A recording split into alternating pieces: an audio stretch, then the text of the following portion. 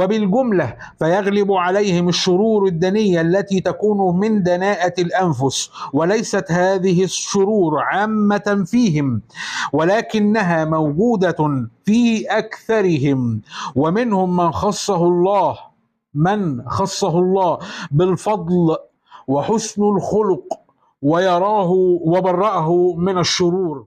الدقيقتين اللي فاتوا حضراتكم ما حسيتوش بقى اي فرق ما بين الصورة الخاصة بالمخطوط والكلام اللي بقراه من الكتاب؟ المخطوط ده بالمناسبة نسخة من نسخ الكتاب اللي كتبه المقريزي أو اتنقل عن المقريزي.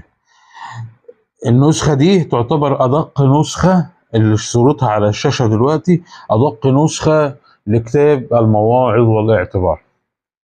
وهتلاقوا نسخة تانية من العصر العثماني بالظبط بالحرف اللي أنا قريته من الكتاب ده. طيب، من حق المقريزي إن إحنا نقرأ النسخة الأصلية لكتابه، مش النسخة العثمانية لكتابه. وأما أخلاق المصريين، هنا مكتوبة أخلاط، فبعضها شبيه ببعض، لأن قوى النفس نابعة لمزاج البدن، وأبدانهم سخيفة سريعة التغير قليلة الصبر والجلد، ولذلك هنا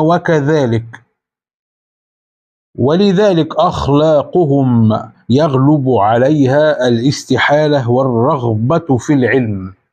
الله، أمال فين الدعة والجبن والقنوط أهي، والدعة والتنقل من شيء إلى شيء، والدعة والجبن والقنوط والشح وقلة الصبر والرغبة في العلم بعد كده. لا، ده هنا والرغبة في العلم وسرعة الخوف. ما فيش بقى الدعة ولا الجبن ولا القنوط ولا كذا ولا اللي اتقال. ليه؟ نكمل.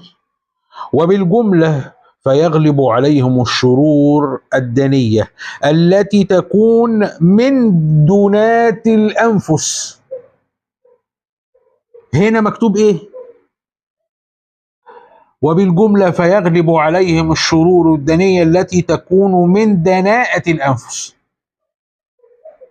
دنات الأنفس هنا بيخص فئة، لكن دناءة الأنفس بيعم، تفرق. وليس هذه الشرور عامة فيهم ولكنها موجودة في أكثرهم، ومنهم من خصه الله إلى آخر القول.